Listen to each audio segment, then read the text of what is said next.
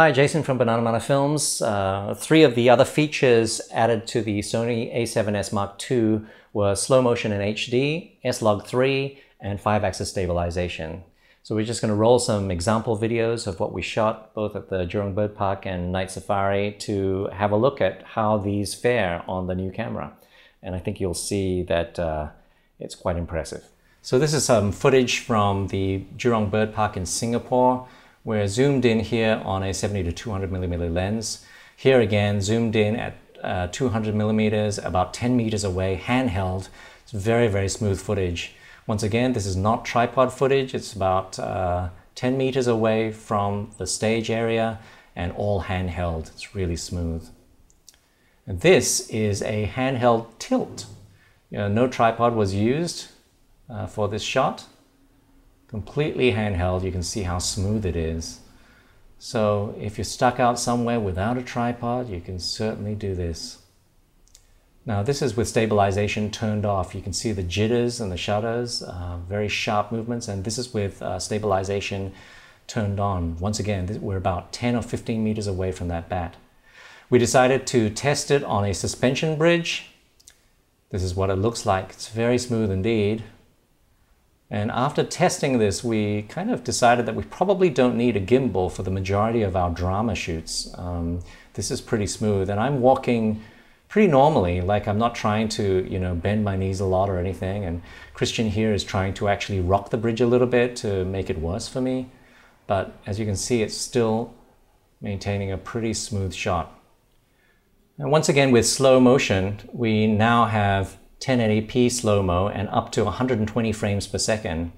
As you can see, great detail, great color, great dynamic range. You're not losing any quality because it's actually pixel for pixel recording. There's no pixel binning or line skipping, so there's minimal to no aliasing and wiring that we could see. And once again, this is kind of they call it high frame rate recording, so you can actually record sound with 120 frames per second recording, and this will allow you in post to choose whether or not you want to include the sound, play back at normal speed or ramp it to whatever speed you like. This is all played back at 24 frames per second, so it's almost 5 times slow motion. It's brilliant. As you can see, it works really well in low light as well. And this was just a simple test of SLog3. First, we see what we shoot with SLog, and all we've done in post is just to stretch the shadows and the highlights back out to 100% and 0%. This was slow motion in SLog3, which works just as well. And as you can see, we have detail in the highlights and the shadows, which is really nice. It retains a lot of detail, and apparently it's quite a bit better than SLog2.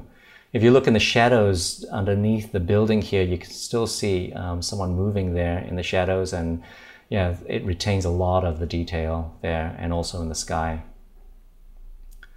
So once again, we were pretty happy. This is a very good example of SLog3. In the shadows under the rocks, lots of detail, and the water, which is quite bright, isn't blowing out at all.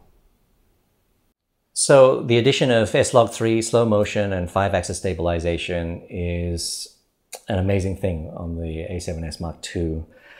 In particular, slow motion in HD is something that we were really hoping for. In the last camera, we only had 720p. We need it for most of our productions, but the fact that we can also record sound with it is a boon to production, because in post, we then have the choice of playing it back in normal speed or ramping it to a different speed. And sometimes you even want to ramp it to a different speed, but keep the sound. That slightly slowed down sound is kind of spooky, and it can be used to great effect. 5-axis stabilization is fantastic because we often use unstabilized lenses. Some of the old primes don't have stabilization internally, so having it in camera is fantastic because we can use any lens we like. Not only that, if you have it in the lens as well, it adds to it, and it makes it even smoother. Another thing that I didn't mention is that you can actually change the amount of stabilization based on the focal length of the lens. So if you have a really long lens, you can get a bit more aggressive stabilization, which is fantastic. So you can actually ramp it up or ramp it down based on how much sort of stabilization you want. So it's fantastic, and it means you know, we're quite excited about that because in drama productions, particularly, or documentary work, we often have to just whip out a camera and just try to get that footage as fast as possible. And sometimes you've got multiple people squeezed into different corners or looking on from different directions, and you might not have that time or the space to set up tripods. And just having it all stabilized so that we can just go handheld is an amazing feature, which will probably save us a lot of time on set. And finally, SLog3. It's, you know, when we're shooting here in Southeast Asia, often we have really, really contrasty situations. We have, you know, a lot of highlights that will blow out everywhere and sometimes a lot of shadows too. And so being able to squeeze 14 stops of dynamic range into the camera and then being able to get it out later in post is something that I think we'll really appreciate, particularly, like I said, here in Southeast Asia, where we're in very, very contrasty situations. So those features, along with the 4K internal, are, I think, killer features in this new camera. Thank you, Sony.